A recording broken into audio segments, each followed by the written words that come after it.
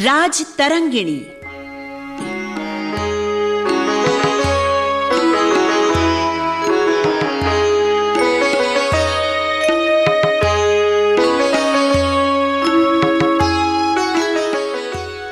राज तरंगिणी। तो लीजिए प्रस्तुत है महाकवि कलहण की विश्व विख्यात ऐतिहासिक रचना राज तरंगिणी के रेडियो नाट्य रूपांतर का 7वां भाग।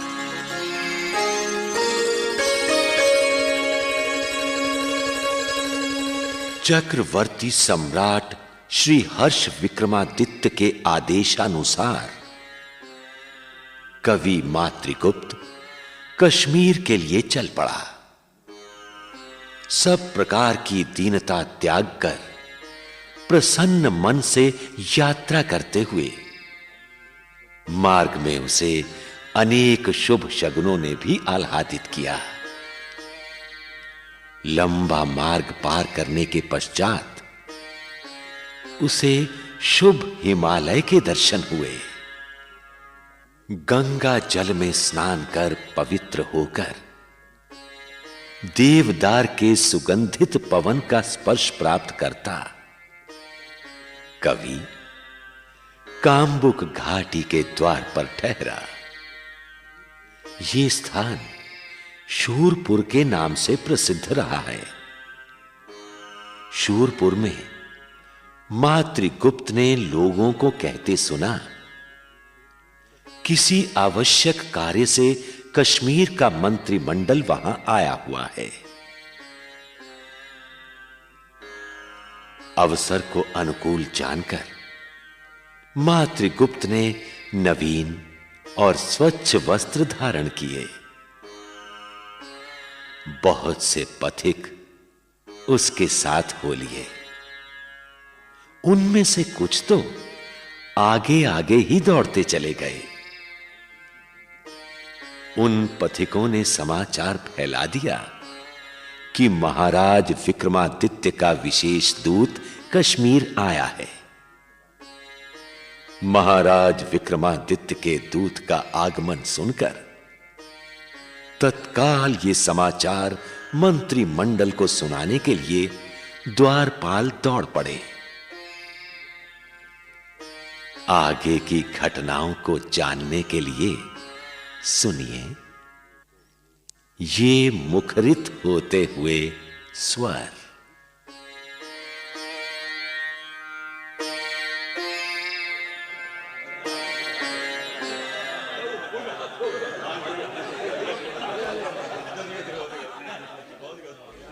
श्रीमान, श्रीमान, श्रीमान, हमारी बात ध्यानपूर्वक सुनिए। क्या हुआ? इतने हर्ष का, इतने उल्लास का कारण क्या है? कोई पर्वत कलश में छिपी रत्न राशि मिल गई? उससे भी बढ़कर श्रीमान, चक्रवर्ती सम्राट श्री हर्ष विक्रमादित्य का विशेष दूत अपने नगर में आया है। कहाँ है? किधर है? उसे तुरंत आदर पूर्वक लेकर आओ। एक नहीं, सभी द्वारपाल जाएं और सत्कार के साथ लेकर आएं। द्वारपाल, आज्ञा मंत्रीवर। तुम जाकर द्वार पर अपने कर्तव्य का पालन करो। परिचारक, तुम जाकर अतिथि के उपयुक्त सत्कार साधन लेकर आओ। जो आज्ञा मंत्रीवर। आइए श्रीमान, आप यहां इधर हमारी दाहिनी ओर इस आसन पर विराजमान हो। महाराज श्री हर्ष विक्रमादित्य के विशेष दूत का हम सभी लोग अभिनंदन करते हैं। कहिए, सम्राट ने हमें किस कारण स्मरण किया है? मैं आप लोगों के सौहार्द्य के लिए आभार प्रकट करता हूं। ये लीजिए, ये पत्र सम्राट ने आप लोगों के निमित्त भेजा है। जी।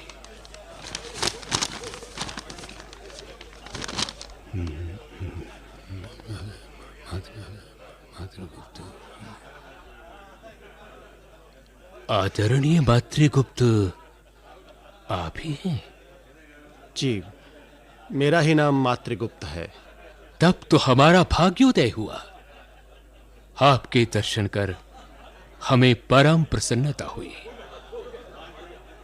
परिचारक, जितने भी कार्यकर्ता इस समय उपस्थित हैं, उन्हें आदेश दो कि वे अधिकाधिक जनों को एकत्र करें और कुछ को इस कार्य पर नियुक्त करो कि वे राज्याभिषेक की सामग्री जुटाएं।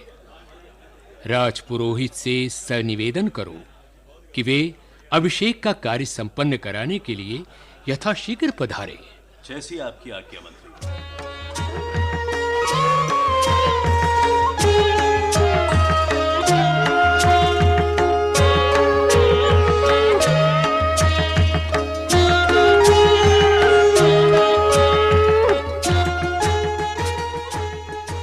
राजन, कश्मीर देश की रक्षा के लिए हम लोगों ने महाराज विक्रमादित्य से प्रार्थना की थी। तदनुसार उन्होंने अपने समान आपको इस आसन पर नियुक्त किया है। अतः अब आप सुचारू रूप से इस धरती पर शासन कीजिए। कश्मीर नरेश श्रीमान मातृगुप्त की जय। कश्मीर नरेश श्रीमान मातृगुप्त की जय। कश्मीर नरेश श्रीमान हे राजन, इस देश के शासक को प्रतिक्षण नए नए राज्य प्राप्त करने का सुअवसर मिलता रहता है, किंतु ये स्वयं मेरे द्वारा उपार्जित अथवा मेरे किसी उद्यम का परिणाम तो नहीं। ये तो केवल आप इस राज्य को किसी अन्य के द्वारा प्राप्त किया गया न समझे, जैसे अपने पूर्व जन्म के कर्मानुसार जन्म लेने वाले प्राणी के माता पिता जन्म देने के निमित्त मात्र होते हैं। उसी प्रकार अपने पुण्य फल से राज्य प्राप्त करने वाले राजा के लिए अन्य लोग प्रवर्तक मात्र हुआ करते हैं। मैं तो आप लोगों का सेवक मात्र हूँ। राजन, ऐसा कहकर अपने आप को और हम सबको तुच्छ न बनाइए। चक्रवर्ती सम्राट विक्रमादित्य का मुझ पर अनुग्रह है। आप सभी के अपनत्व और आदर सम्मान से मैं उपकृत हुआ। मैं आशा करता हूं आप सभी के सत्परामर्शों से राज्य की व्यवस्था सुचारू रूप से परिचालित होगी। सम्राट की आज्ञाओं का सदा पालन किया जाएगा। इस महान उत्सव के अनुरूप हर किसी को उपयुक्त उपहार देकर प्रसन्न किया जाए। राज्य भर में हर्षोल्लास के आयोजन समायोजित किए जाएं। आपकी आज्ञा शिरोधारी है। अब आप कृपा कर विश्राम करें। कल प्रातः शोभा यात्रा के साथ नगर प्रवेश का कार्यक्रम संपन्न किया जाएगा। जैसा विधि विधान के अनुरूप आप लोग उचित समझें। तो आप महानुभाव भी अब विश्राम के लिए पधारें।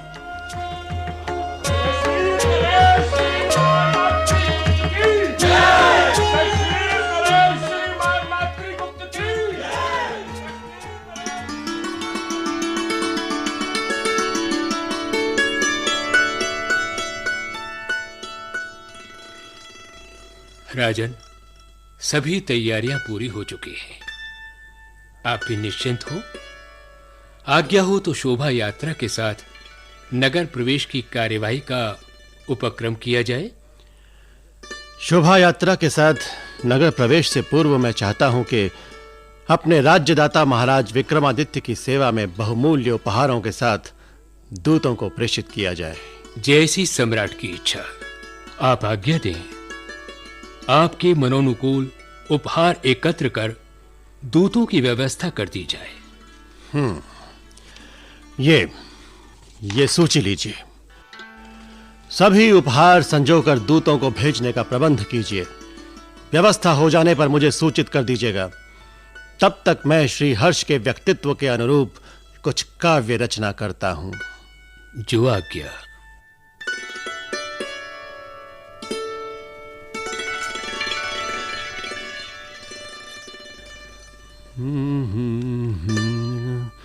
निःशब्द वर्षणं सत्फलानि। सम्राट की जय हो। आज्ञा अनुसार सभी उपहार के साथ दूतों को सम्राट श्री हर्ष विक्रमादित्य की सेवा में भेज दिया गया है। श्रीमान, कुछ खिन्न है क्या? हमसे कुछ भूल हुई?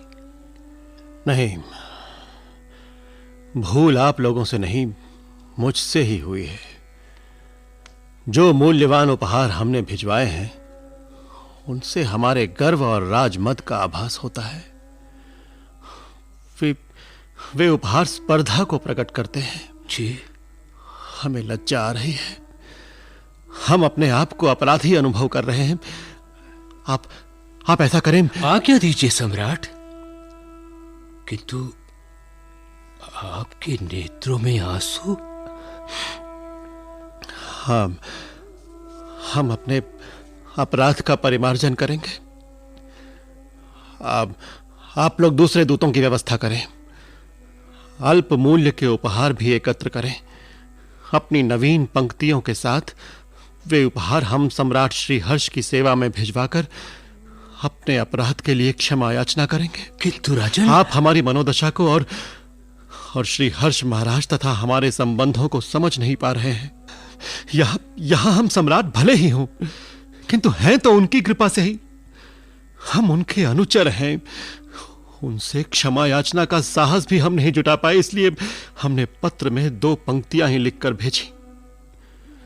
हमने लिखा, हे राजन, आप न तो अपने आकार का प्रदर्शन करते हैं और ना ही अपने द्वारा किए गए उपकारों के संबंध में बढ़ चढ़कर वचन बोलते हैं। चुपचाप अपने याचक को जो देना चाहते हैं दे देते हैं। जैसे बिना गर्जन तर्जन किए बहुतेरे मेघ जल की वर्षा करते हैं, वैसे ही आपकी प्रसन्नता फल प्रदान से ही जानी जाती है। आपकी विनम्रता अनुकरणीय है। हम आपके समक्ष नतशिर हैं। आज्ञा हो तो नगर प्रवेश का कार्यक्रम संपन्न किया जाए। आप लोग जो उपयुक्त समझें। कश्मीर नरेश श्रीमान मातृ गुप्त की जय। कश्मीर नरेश श्रीमान मातृ गुप्त की जय। कश्मीर नरेश श्रीमान मातृ गुप्त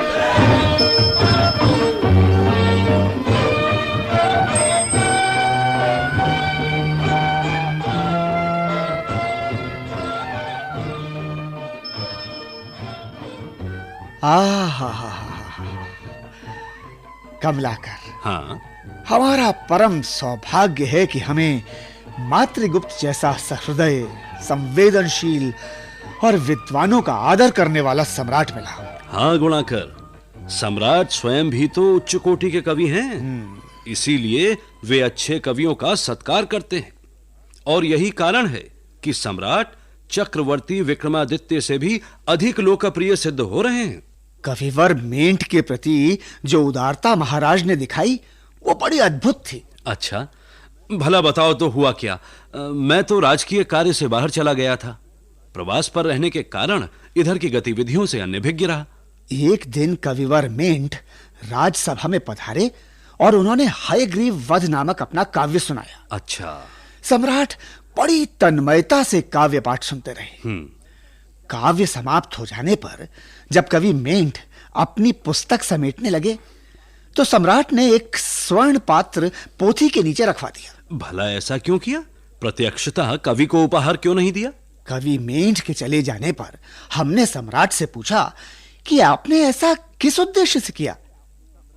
तो पता है सम्राट ने क्या कहा? तुम ही बताओ, ऐसा करने के पीछे उनका क्या उद्देश्य था? सम्राट ने हंसकर बताया कि उन्होंने ऐसा इसलिए किया कि उस काव्य का रसामृत कहीं पृथ्वी पर गिरकर बह ना जाए। हा, धन्य है हमारे सम्राट, धन्य है। गुणी जन ही गुणियों का आदर कर सकते हैं। गुणाकर, काव्य को सुनकर अच्छे बुरे विवेचन तो सभी करते हैं, किंतु काव्यानंद के प्रति ऐसा आदर भाव तो ना भूतो ना भविष्यति। कमलाकर, तुम तो लगभग 2-2.5 वर्ष बाहर रहे। हाँ। इस बीच कई घटनाएं घटी। सम्राट मातृगुप्त तो भगवान के परम भक्त हैं।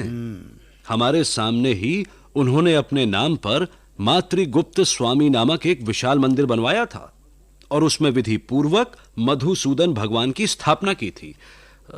फिर घटनाओं का घटाटोप कैसे? तुम तो जानते ही हो, कश्मीर के प्राचीन राजवंश में प्रवरसेन नामक राजपुत्र उत्पन्न हुआ था। जब वो वयस्क होने लगा, तभी से तुम उसकी गतिविधियां देखने लगे थे। क्यों? उसने कोई उपद्रव किया? उसे अपने पिता की मृत्यु का शोक तो था ही। श्री मातृगुप्त महाराज को सिंहासन पर बैठे देखना उसे नहीं सुहाया। उसने श्री पर्वत निवासी एवं पाशुपत व्रती अश्वपाद नामक सिद्ध को प्रसन्न कर सम्राट के विरुद्ध अनेक षड्यंत्र रचे। उन षड्यंत्रों के समाचार यात्रियों द्वारा मुझे मिलते तो रहते थे गुणाकर, परंतु मैं अपने सम्राट की क्षमताओं के प्रति आश्वस्त था। भगवान मधुसूदन की जिस पर कृपा हो, उसका कोई क्या बिगाड़ सकता है? प्रवरसेन ने हमारे सम्राट की प्रतिद्वंद्विता में एक नवीन नगर बसाया और उसमें 5 मंदिरों का निर्माण कराया।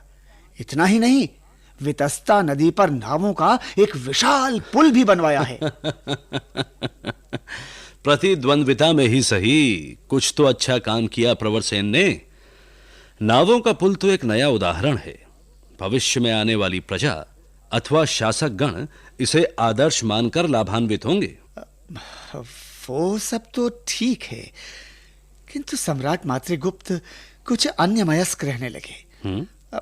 तुम तो उनकी प्रकृति जानते ही हो। वो ना तो किसी का अनावश्यक भार स्वीकार करते हैं और ना ही प्रतिद्वंद्विता। परिणत्यतः उन्होंने राज परित्याग का विचार बना लिया। लेकिन इससे तो प्रवरसेन प्रसन्न ही हुआ होगा ना? नहीं, इसके विपरीत परिणाम हुआ। जब प्रवरसेन को सम्राट की भावनाओं का परिज्ञान हुआ तो उसे बड़ा क्लेश हुआ। उसने सम्राट के समक्ष जाकर अपनी भूल स्वीकार की। दोनों के बीच जो संवाद हुआ वो मुझे आज भी ज्यों का त्यों स्मरण है।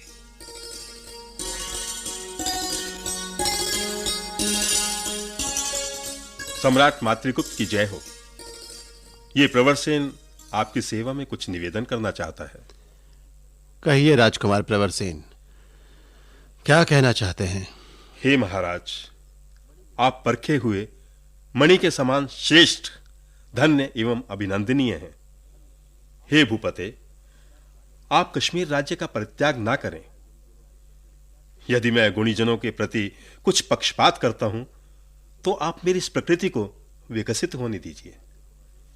पहले महाराज विक्रमादित्य और अब मेरे द्वारा समर्पित इस कश्मीर राज्य की भूमि को सनात कीजिए। प्रिय प्रवरसेन, जिन बातों को कहे बिना मनुष्य अपना मनोभाव व्यक्त करने में असमर्थ रहता है, उन्हें कहने के लिए विवश होकर मर्यादा का उल्लंघन करना पड़ जाता है। राजन, मैं आपका आशय नहीं समझा। अधिक कहने से क्या लाभ? संक्षेप में मैं यही कहना चाहूंगा, मेरी पूर्वावस्था का ज्ञान आपको है और आपकी पूर्वावस्था का ज्ञान मुझे है। इसी जाल में फंसे होने के कारण हम दोनों परस्पर एक दूसरे का आशय नहीं समझ पाते। भला आप ही बताइए, राजा होते हुए भी मेरे जैसा पुरुष सहसा औचित्य को त्याग कर किसी दूसरे की दी हुई संपदा का उपभोग भला कैसे कर सकता है? यह सब तो आपका ही है। इसे दूसरों के द्वारा दी गई संपदा क्यों मानते हैं आप? आप इस राज्य का भोग करें। प्रवरसेन, यदि मेरे मन में भोग की इच्छा होती तो मैं अपने स्वाभिमान की रक्षा करता हुआ भी नाना प्रकार के सुख भोग सकता था। उस समय मुझे रोकने वाला कौन था? चक्रवर्ती सम्राट विक्रमादित्य ने मुझ पर महान उपकार किया है। यदि मैं उसका प्रत्युपकार नहीं करता हूं तो वो उपकार मेरे अंगों में ही जीर्ण हो जाएगा। मुझे उस महापुरुष का अनुसरण करना ही होगा। सांसारिक सुख भोगने की अब मेरी कोई लालसा नहीं है। हे राजन, आप जब तक जीवित रहेंगे तब तक मैं कश्मीर की संपदा का स्पर्श नहीं करूंगा। आयुष्मान।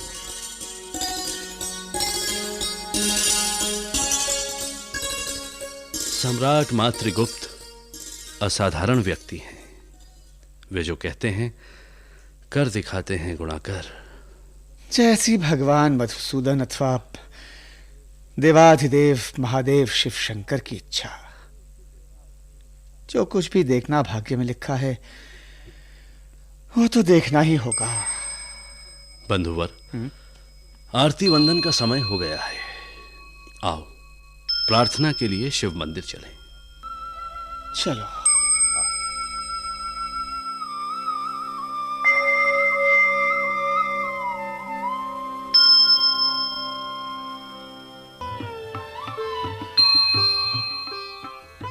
बाबा, रात आप किन्हीं मातृगुप्त और प्रवरसेन राजाओं की कहानियां सुना रहे थे। सुनते सुनते मुझे तो नींद ही आ गई। नहीं बेटा, जो कुछ मैं तुम्हें बता रहा था वे कहानियां नहीं हैं, वे सब सत्य बातें हैं।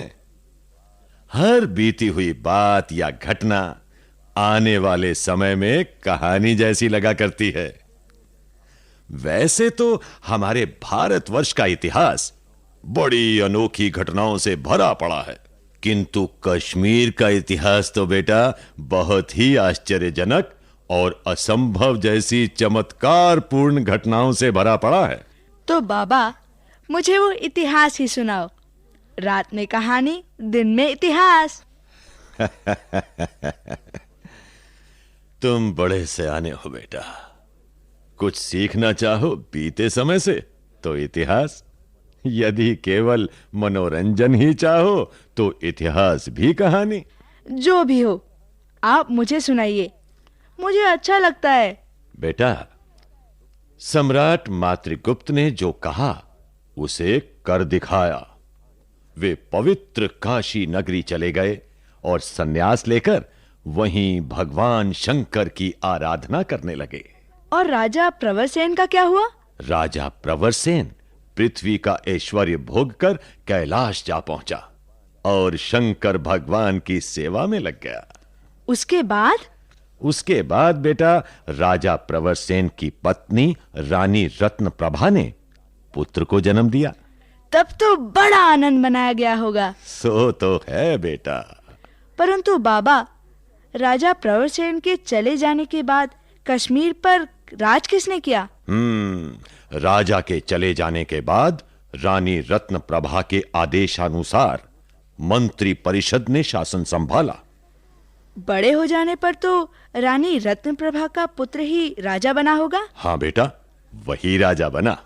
बाबा, उसका नाम क्या था? लोग कहते हैं उस राजा का नाम युधिष्ठिर था। पर बाबा, युधिष्ठिर तो महाभारत के समय में हुए थे। हाँ बेटा, तुम ठीक कहते हो। परंतु बेटा, एक बात स्मरण रखो। वो क्या बाबा? किसी भी वस्तु या व्यक्ति को कोई ना कोई तो नाम देना ही पड़ता है। फिर यह आवश्यक भी नहीं कि जो नाम पहले रखे जा चुके हैं वे आगे चलकर ना रखे जाएं। बेटा, राजवंशों की परंपरा में तो एक ही नाम प्रथम, द्वितीय, तृतीय आदि जोड़कर चलता रहता है। अच्छा बाबा, क्या प्रवरसेन का पुत्र भी अपने पिता और सम्राट मातृगुप्त की भांति उच्च विचारों का था? हाँ बेटा, वो अपने पूर्वजों और अपने से पहले के सम्राटों के समान ही था। प्रवरसेन के पुत्र का अपने मंत्रियों पर बहुत प्रभाव पड़ा था। वो कैसे? उसके मंत्री भी उसी के समान धर्म प्रेमी थे। विशेषकर उसके सर्वरत्न, जय और स्कंद गुप्त नाम के मंत्रियों ने बहुत से बौद्ध विहारों और चैत्यों का निर्माण करवाया। तो बाबा, युधिष्ठिर के पश्चात कश्मीर के सिंहासन पर कौन बैठा? युधिष्ठिर की पत्नी पद्मावती ने एक पुत्र को जन्म दिया, वही राजा बना। उसका क्या नाम था बाबा? उसका नाम था बेटा नरेंद्रादित्य।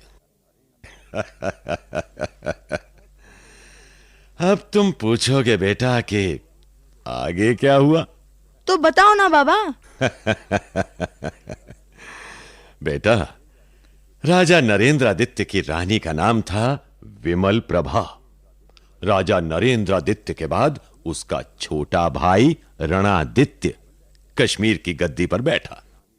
तुम्हें यह जानकर आश्चर्य होगा बेटा कि राजा रणआदित्य ने सुर और असुर सभी के साथ युद्ध किए।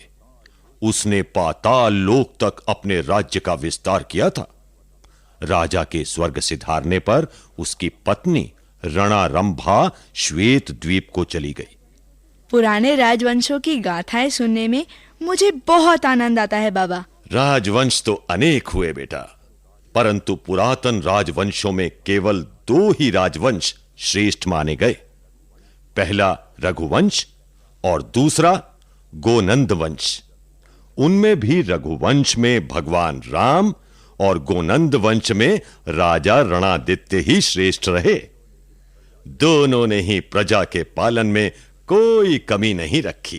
फिर क्या बेटा, राजा रणआदित्य की वंश परंपरा में जो राजा हुए, उनमें से जो आजकल हमारे सम्राट हैं, उनका नाम है बालादित्य। आज के लिए तो बस इतना ही समझ लो बेटा कि वे भी परंपरा के अनुसार प्रजा के कार्यकलापों का लेखा जोखा परखने के लिए मंत्री परिषद के साथ नगर में भ्रमण के लिए निकला करते हैं।